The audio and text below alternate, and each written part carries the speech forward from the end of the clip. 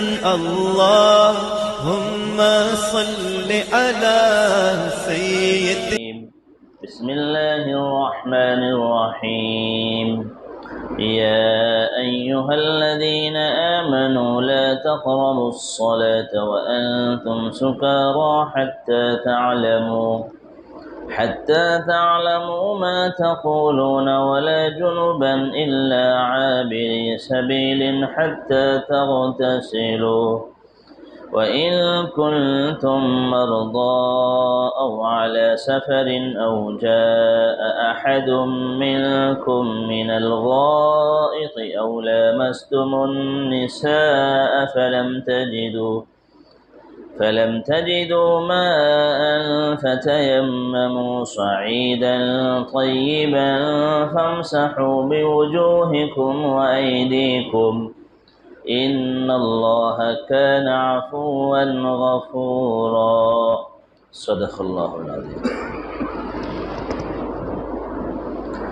اے ایمان والو، جب تم نشے کی حالت میں رہو تو نماز کے قریب بھی نہ جاؤ یہاں تک کہ سمجھنے لگو کہ تم منہ سے کیا کہہ رہے ہو، اور جنابت کی حالت میں بھی نماز کے قریب نہ جاؤ جب تک کہ غسل نہ کر لو سوائے سفر کی حالت کے، اور اگر تم بیمار ہو یا سفر میں ہو یا تم میں سے کوئی بیت الخلا ہو کر آیا یا تم عورتوں سے ہم بستر ہوئے اور تمہیں پانی نہ ملے تو پاک مٹی سے تیمم کر لو،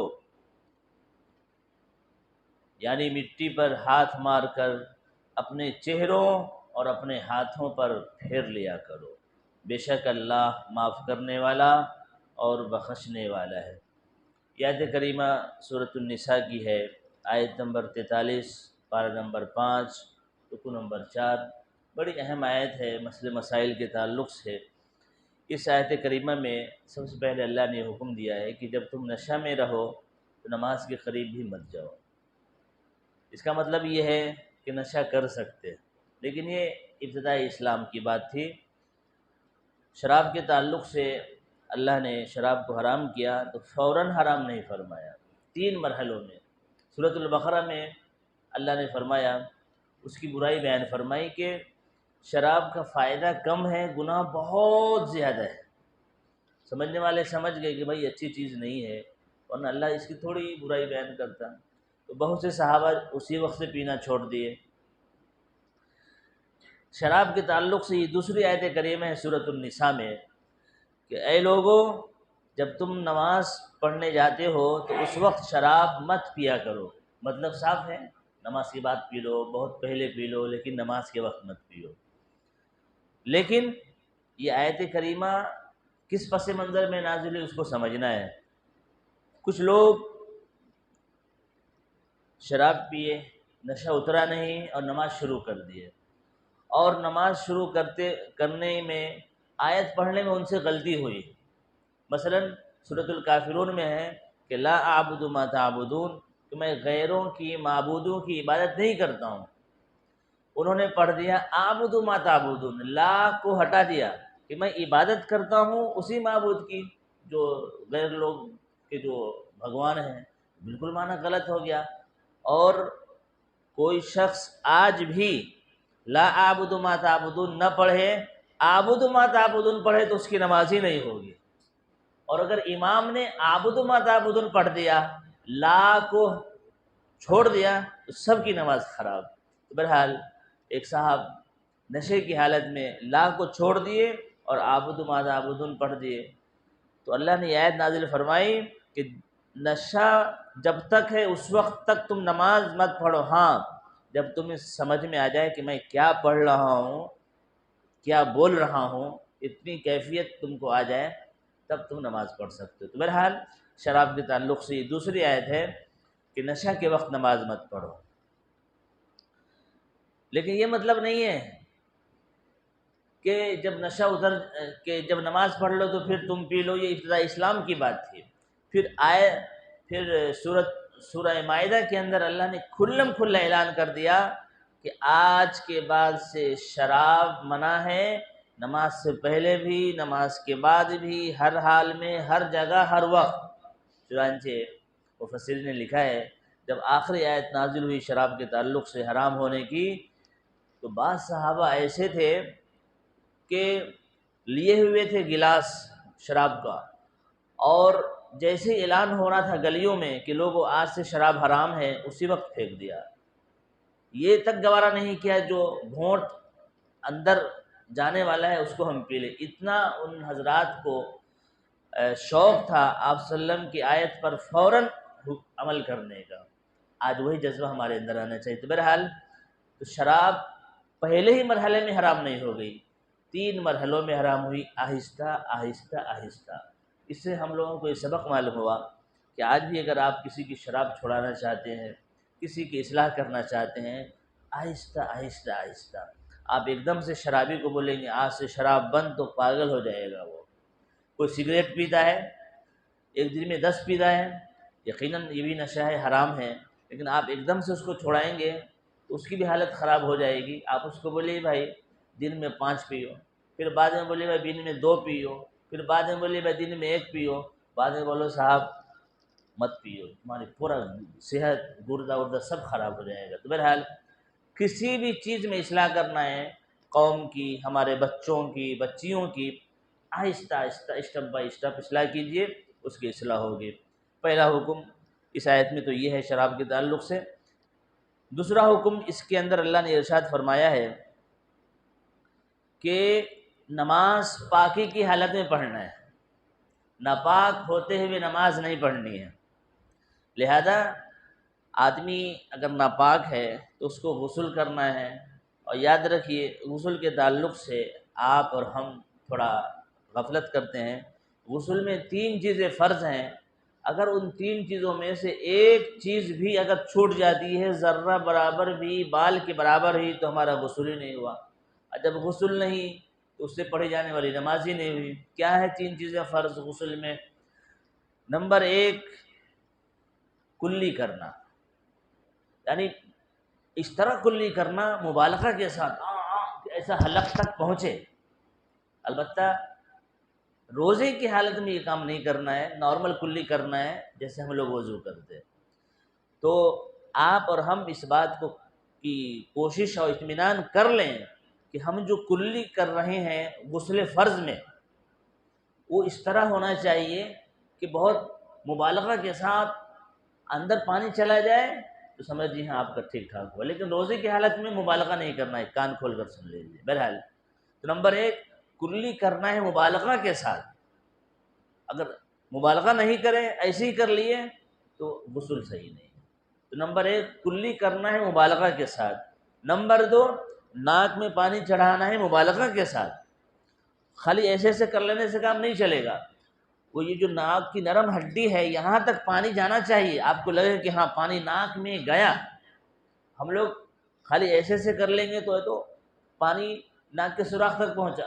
اس لیے اس میں ہم لوگ غلطی کرتے ہیں، خصوصاً غسل فرض میں جب کوئی آدمی ناپاک ہو تو یہ 2 چیز بہت ضروری ہے کہ کلی کریں مبالغہ کے ساتھ، ناک میں پانی چڑھائیں مبالغہ کے ساتھ۔ ہاں روزے کی حالت میں ہے تو مبالغہ کے ساتھ نہیں چڑھانا ہے ورنہ روزہ ٹوٹ جائے گا۔ یہ 2 چیز ہوئی فرض۔ تیسری چیز پورے بدن پر اس طرح پانی بہانا ہے کہ ایک بال برابر بھی کوئی جگہ خشک نہ رہے، سوکھا نہ رہے۔ ایک بال کے برابر بھی اگر کوئی جگہ خشک ہے تو ہمارا غسل نہیں ہوا، اور جو اس غسل سے نماز پڑھی گئی، قرآن پاک کی تلاوت کی، سب بیکار، سب برباد۔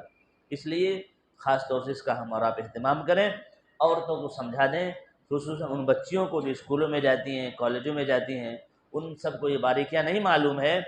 پہلی فرصت میں ہم مردوں کا فرض ہے اپنے گھر کی خواتین کو سمجھائیں کہ جب غسل کریں تو یہ 3 کام ضرور کریں۔ ناک میں پانی ڈالنا ہے مبالغہ کے ساتھ، کلی کرنا ہے مبالغہ کے ساتھ، اور ایک ایک بدن کے حصے پر پانی پہنچانا ہے کہ ایک بال برابر بھی جگہ خشک نہ رہے۔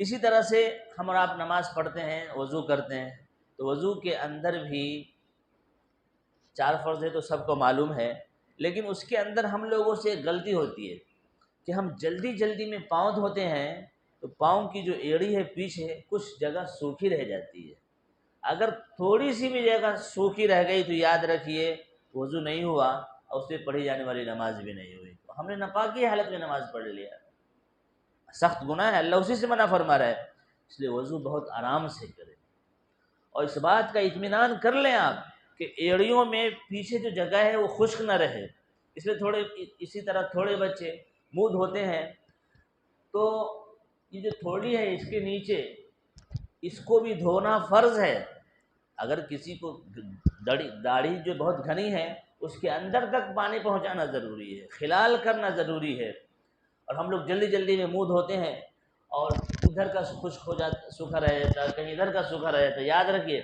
یہ پیشانی کا جو بال ہے ایسا، جتنا حصہ ہے ایسا، یہ جو گول ہے اس کے ایک ایک جگہ پر پانی پہنچانا فرض ہے بہرحال۔ اور یہ ایڑیوں میں خاص طور سے ہم لوگوں سے غفلت ہوتی ہے، اس کو رگڑ کر دھوئیں، اطمینان کر لیں کہ ایک بال برابر بھی جگہ خشک نہیں ہے۔ یہ دوسرا مسئلہ ہوا کہ نماز پڑھنی ہے یا کوئی بھی اہم کام کرنا ہے، عبادت کرنی ہے تو غسل کرنا ہے، اور اگر پانی نہیں ہے، اسلام دیکھیے کتنا آسان ہے، فرمایا اللہ نے اگر پانی نہ ملے غسل کے لیے، وضو کے لیے، تو اللہ نے تیسرا حکم فرمایا فتیمموا، تیمم کرو۔ تیمم میں 3 چیزیں فرض ہیں، نمبر 1 نیت کرنا ہے کہ آپ وضو کے لیے کر رہے ہیں یا غسل کے لیے کر رہے ہیں، نیت فرض ہے، بغیر تیمم کے معنی ہی نیت کے ہیں، ارادہ کے، اگر کوئی تیمم کرتے وقت نیت نہیں کیا تو اس کا تیمم ہی نہیں ہوا، تو تیمم میں صرف 3 چیزیں فرض ہیں، نمبر 1 نیت کرنا ہے، نمبر 2 مٹی پر ہاتھ مارنا ہے اور اس ہاتھ کو چہرے پر پھیر لینا ہے، جیسا کہ ہم وضو میں پھیرتے ہیں ایسا پورا ایک، تو نمبر 1 نیت، نمبر 2 مٹی پر ہاتھ مارنا ہے اور اس کو چہرے پہ پھیر لینا ہے، 2 چیز ہو گئی، پھر مٹی پہ ہاتھ مارنا ہے اور ہم لوگوں کو جہاں تک ہاتھ دھوتے ہیں ایسا ہاتھ پھیر لینا ہے، یہاں تک، ایسا یہاں تک، یہ ہو گیا، اس کے اندر مسح نہیں ہے اور پاؤں کا بھی نہیں ہے، تو تیمم اللہ نے اس کے اندر فرمایا اگر تم کو نماز کے لیے، غسل کے لیے پانی نہیں ہے تو تیمم کرو، اور اللہ نے فرمایا چہروں پہ پھیرو اور ہاتھ پر پھیر لو، بے شک اللہ معاف کرنے والا ہے، مغفرت کرنے والا ہے۔ تو بہرحال تیمم پانی رہتے ہوئے نہیں کر سکتے، لیکن اگر کوئی بوڑھا آدمی ہے، ضعیف آدمی ہے، یا کسی کو پانی سے منع کیا گیا ہے یا اتنی ٹھنڈی ہے کہ اگر پانی سے کرے گا کچھ بھی بڑی بیماری آ سکتی ہے، جان کا خطرہ ہو سکتا ہے، تو پانی کے رہتے ہوئے بھی تیمم کر سکتا ہے، لیکن اس کے اندر وہی خاص خیال رکھے، نمبر 1 نیت کرے، نمبر 2 مٹی والے ہاتھ کو چہرے پہ پھیرے، اور نمبر 3 مٹی والے ہاتھ کو یہ کوہنیوں تک پھیرے جہاں تک ہم وضو میں دھوتے ہیں، اس ہاتھ کو بھی اس ہاتھ کو بھی۔ بہرحال اس آیت کریمہ میں اللہ نے 3 مسئلے بیان فرمائے کہ نشہ نہیں کرنا ہے، نمبر 2 نماز کے لیے غسل ضروری ہے جس کے لیے پانی چاہیے، اگر پانی نہیں ہے تو تیمم کریں، اور تیمم میں اس بات کا ہم خاص خیال رکھیں، اور آخری بات یہ ہے کہ گھر کی عورتوں کو خاص طور سے غسل اور وضو کے مسائل سمجھا دیں جو فرض چیزیں ہیں، کیونکہ ان سے بھی بے احتیاطی ہو سکتی ہے۔ دعا ہے کہ اللہ تبارک و تعالی ہم سب لوگوں کی عبادتوں کو قبول فرمائے، غسل، وضو اور تیمم کے مسائل کو ہمیں جان کر ہمیں بھی عمل کرنے کی توفیق عطا فرمائے، ہمارے گھر کی ماں بہن، بیٹی، خواتین کو بھی اس کے حساب سے عمل کرنے کی توفیق عطا فرمائے، آمین۔